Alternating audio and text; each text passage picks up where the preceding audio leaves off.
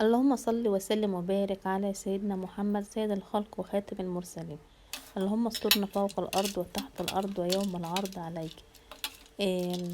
الفيديو النهاردة عجبني جدا، أكلة المصريين كلهم بيحبوها. الفتة أنا بحبها جدا جدا ما شاء الله. بألف هنا كل اللي جرب الأكلة بتاعتنا وعايزاكم تقولوا في تعليقاتكم. عايزة كمان اقول لكم على حاجه، انا زعلانه منكم جدا جدا والله، بجد زعلانه جدا جدا. مفيش تفاعل، مفيش لايكات والله بجد. يعني الواحد يعني بيحاول يقدم كل حاجه حلوه، وكل حاجه تنفع يعني اي حد يتفرج على الفيديو. والله انتوا لو بتتفرجوا على الفيديو من اول لاخر هتلاقوا فيه كلام مهم والله. يعني انتوا بس بتختصروا اول دقيقه او نص دقيقه او دقيقتين، لا والله الفيديو جميل وكملوا. وباذن الله باذن الله يا رب يعني نكون كده خير على بعض. انا كل هدفي والله وكل اللي نفسي فيه ان انا اقدم لكم حتى لو معلومه صغيره من قناتي. اتمنى بس لايكاتكم عشان ترفع الفيديو. اللايكات ضعيفه جدا جدا في الفيديوهات، والواحد مش مقصر مع حد في حاجه والله. اي حاجه بحاول اعملها حتى على حساب صحتي وعلى حساب بيتي بحاول اقدمها في القناه عندي. ويا رب اكون كده ضيفه خفيفه عليكم باذن الله.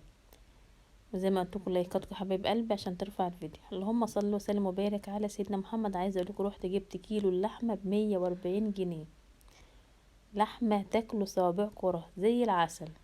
هقول لكم بقى منين وفين، بس اتفرجوا على الفيديو لحد الاخر والكلام هيجيب بعضه باذن الله. بصوا يعني حتى ما شاء الله في بركه. الحاجه اللي التاجر بيتقي الله فيها بجد والله بيبقى فيها بركه. انا والله بس ببقى خايفه بعد الفيديو دوت اكون حسدت نفسي. ما سبتش حد لما قلت له يا جماعه اللحمه كان هناك 140 جنيه، تاجر ابن حلال بتقي الله، اجروا هات. عايزه اقول لكم اقسم بالله مفيش حاجه اقولها الا لما السعر يضرب بعدها. ما اعرفش من الاقبال بقى اللي انا عملته مع الناس ولا الناس اللي يعني اللي جريت كتير بزيادة عن اللزوم. بجد بحس ان انا يعني جوزي قال لي اكتمي بقك شويه واقفلي بقى يعني لسانك ده شويه. قلت له والله زي ما بحب قوي، يعني زمان انا بستفيد غيري يستفيد.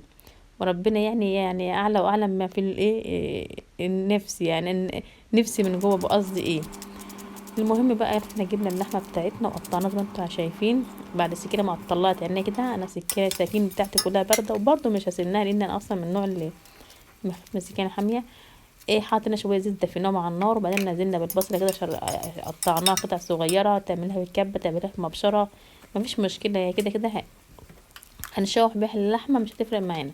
شوحنا البصله كويس قوي كده وتبلناها، نزلنا بقرن فلفل كده، بس انا حاطه نصه بس عشان خاطر عندي كريم تعبان، فمش عايزه اتقل في الحاجه الحاميه قوي.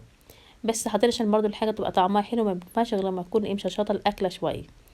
اللهم صل وسلم وبارك على سيدنا محمد. حطينا التوابل بتاعتنا، حطينا فلفل اسمر، وحطينا شويه بابريكا، بس ده كله اللي حطيناه. ما حطيناش ملح عشان اللحمه ما تطولش في السوا، ما بنحطش ملح عشان اللحمه ما تطولش معانا في السوا. تمام. بصوا بقى اللهم صل وسلم وبارك على محمد. هنعمل بقى الصلصه اللي هنحطها على الوش الرز اللي شفتوها من شويه. نحط طماطمايه ومعاها فلفل. انا صراحه مسكت عقلي الحمد لله، مسكت نفسي، كنت ناويه احط بصلايه، قلت لا كفايه بقى كده. البصل كيلو بقى ب28 جنيه. فعصرنا الطماطم بتاعتنا كويس جدا وصفيناها، وحطينا معلقه بابريكا، معلقه فلفل اسمر، وشويه ملح، وحابه تحط شويه شطه صغيره مفيش مشكله، ونص معلقه كمون. تمام. الفلفل الاسمر دايما طبعا بيبقى اكتر من الكمون شويه في في الخضار بتاعنا. وحطينا برضو شويه زيت وقلبناهم كويس قوي، وهنحطهم على النار زي ما انتم شايفين كده. طبعا اللحمه بتاعتنا قربت تنشف خالص اهي، فضل حبه صغيرين. وعايزه اقول لكم الكوبايه اللي سرقاها من حماتي ديت غليت فيها شويه ميه وحاططها على اللحم. تمام. هتحتاجي ميه تاني، مش هغلي شويه ميه تاني واحط ميه تاني، لان برضو هعمل الدقه اللي هي بالثوم ديت من الشوربه دي. فهنحتاج ميه تاني بس شويه كده لما تقرب تستوي هناخد بقى الميه للدقه، شوربه للدقه، وبعد كده نبقى نزود ميه تاني. تمام. اللحمه بتاعتنا بصوا يعني هتاخد لها بالظبط ساعه ونص، ساعتين الا ربع، ساعتين. تبع بقى يعني النار بتاعتك، يعني انت ما تعليش قوي، خليها اول غلوه كده ووطي. تمام. الصلصه بتاعتنا خلاص كده تمام، 100 فل و10. بصوا بقى القوام بتاعها اللي هوريهولكوا دلوقتي، هو كده حلو قوي، بس انا يعني يعني هتقلها شويه كمان. تمام. هنقطع بقى العيش كده. معلش انا بسرع الفيديو مش هطول عليكم عشان تتفرجوا على الفيديو، يعني ايه ما تقولوش مطوله في الكلام وكده، وتتفرجوا على الفيديو كامل. اللهم صل وسلم وبارك على سيدنا محمد. هقطع العيش بقى، انا قطعته بالمقص، قطع بايديك، قطع بالمقص، ايه مفيش مشكله، الحاجه تريح. بس انا بحب اقطع الحاجه قطع صغيره، زي ما قطعت الكرشه قطع صغيره على قد المعلقه، حابه برضو اقطع العيش ده قطع صغيره على قد المعلقه. انا باخد بالمعلقه كده، ما اخدش لاحق اللقمه كده اكتر من المعلقه، مش لا شكلا ولا مضمونا، يعني اخلي الحاجه كده طبيعيه. هنقطع العيش قطع صغيره كده، وانتوا شايفين كده، ونحمصه بقى في فرن بوتاجاز بشويه سمنه بقى كده وعايزه اقول لكم بقى تحميصه العيش دي احنا بنحبها محروقه ومحمصه قوي قوي، تبقى حلوه جدا جدا.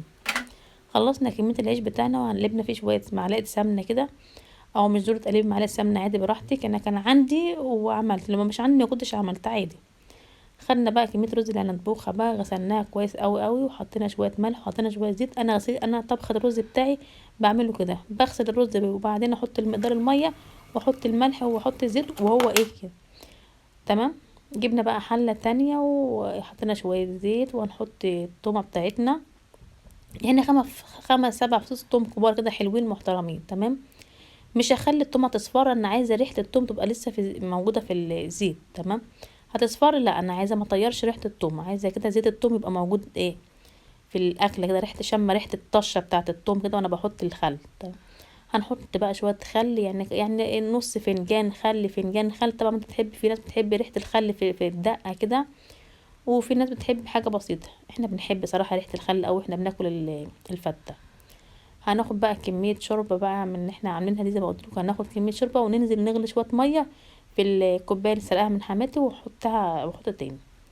اللهم صل وسلم وبارك على سيدنا محمد. حطيت شويه ملح لان الملح ما كانش لسه، يعني ما كنتش حطيت على اللحمه ملح، انا بحط ملح على اللحمه بعد ما بتكمل، يعني ساعه الا ربع كده، يعني نص وقتها، عشان ما تطولش في السوا. لو انا حطيت ملح في الاول خالص لا، هتقعد لي هتعدي ساعتين. الرز بتاعنا بقى خلاص خلص. يعني انا حاطه المقدار بالظبط في الميه، غلوه واحده كده هلاقي صفر الرز ما شاء الله، زي ما انتوا تشرب الرز كله ده. وهحط عليه واحط تحته الصاجه او الشياطه اللي بيحطوها تحت الرز. خدنا بقى طلعنا العيش بتاعنا من الفرن بوتاجاز، وهنحط عليه شويه الشوربه اللي بالدقه. العيش شايفينه متحمص، انا اقسم بالله ولادي بيحبوا كل حاجه متحمصه. عملت قرص يقول لي حمصيه، عملت فطير يقول لي رققيه وحمريه، كل حاجه كده بيحبوها متحمره ومتحمصه. تمام. وعايزه اقول لكم قعدت القط بتاع يعني ربع العيش ده، لقطته وانا واقفه من جماله. خرشينا عليه شويه اللي هي الدقه بالثوم دي عشان يطرى شويه كده، وبعد 10 دقايق كده ولا ربع ساعه ولا حاجه مربنا على الاكل. رحت جايبه بقى وعامله زي ما انت شايف كده، الف هنا والف صحه، اقسم بالله تحفه تحفه تحفه. اللحمه دي بقى حبايب قلبي لحمه راس. واحده جارتي قالت لي روحي الراجل اللي هناك ده بيبيع لحمه راس، اقسم بالله تحفه. قلت لها بس احنا ما بناكلش. قالت لي هاتيها وجربيها، لو ما عجبتكيش ابعتيها لي بالحله بتاعتها وانا هدفع لك فلوسها. صراحه استغربت، قلت لجوزي، قال لي هاتي جربيها مفيش مشكله. رحت جبت لحمه الراس وقعدت اقول له يعني بالله عليك عايزاها حته حمرا. انا عارفه ان لحمه الراس دي عشان ما بحبهاش لما ببقى يعني مدهنه. بجد استغربت، ما شاء الله ولا حول ولا قوه الا بالله، اللهم بارك له يا رب. قال لي عينيا ليكي واللي انت تؤمري بيه. يعني الناس، يعني في ناس محترمه جدا تبقى مرتاحه وانت بتشتري من عندهم الحاجه، وتبقى عايزه تشتري العمر كله من عندهم صراحه. وفي ناس تدي النفس كده تبقى تروحي لهم المره، ويعني خلاص ما حد الله موت جاي لكم تاني. تمام. المهم اشتريت حته اللحمه بقى ب140 جنيه كيلو لحمه، ولحمه راس عايزه اقول لكم تاكلوا صوابعكم وراها. طبعا اللحمه اليومين دول على فكره سعرها عالي عن الاول، تاني كانت ب280 وبعد 300 وبقت 320. بجد يعني حسبي الله ونعم الوكيل في اللي بيلعب في الاسعار وبيعلي بمزاجه، ويعني بيلعب في قوت الناس الغلابه. يعني في ناس انا اعرف ان هي بتقعد من سنه على ما تاكل اللحمه دي بتاعت العيد، لما حد ابن حلال يجيب لها حته ولا حاجه. طب وانتوا، يعني انا عايزه افهم حاجه، يعني الرحمه فين؟ الا ربنا يرحمنا برحمته. الصلصه اللي احنا عملناها بقى كده خلاص، وخدنا بقى زينا بيها الدنيا، وبتفرق بصوا، هي تزيينه وفي نفس الوقت بتفرق معاكم في الطعم، طعمها جدا، طعمها جدا حلوه، طعمها جدا، طعمها حلو قوي قوي على فكره. هنزينها بقى عشان برضو العين بتشوف قبل ايه، قبل البق ما بياكل. اللحمه بتاعتنا حمرناها، بصوا احنا بنحب الحاجه برضو متحمره، عيالي يقول لي بصي حمريها، يعني بتقلب يمين وشمال، اقلب بتاع ربع ساعه والله العظيم اقلب فيها يمين وشمال على الشوايه عشان تتحمر جامد. بيحبوا الحاجه ناشفه، زينا بقى الدنيا. بصوا المنظر عامل ازاي تحفه ما شاء الله والحمد بالله. بقولوا جوز اللحمه ب 140 اهي. الا والله العظيم بجد حلوه على طول. قلت له مش على طول قوي يعني، هنجيبها على عرض بس. ما تستاهلهاش بقى 140 برضه يعني. زمان البلد هي اللي كانت ب140 جنيه وكنا بنتأمر. يعني الواحد والله اتعلم يعني يقول كل الحمد لله على كل حاجة في حياته، لان الأسوأ دلوقتي اللي مش عاجبنا هنلاقي الأسوأ منه بعدين. فالحمد لله. اشوفكم على خير في فيديو جديد، والسلام عليكم ورحمة الله وبركاته. متنسوش لايكاتكم الحلوة، وبألف هنا الكل يجرب وصفتنا.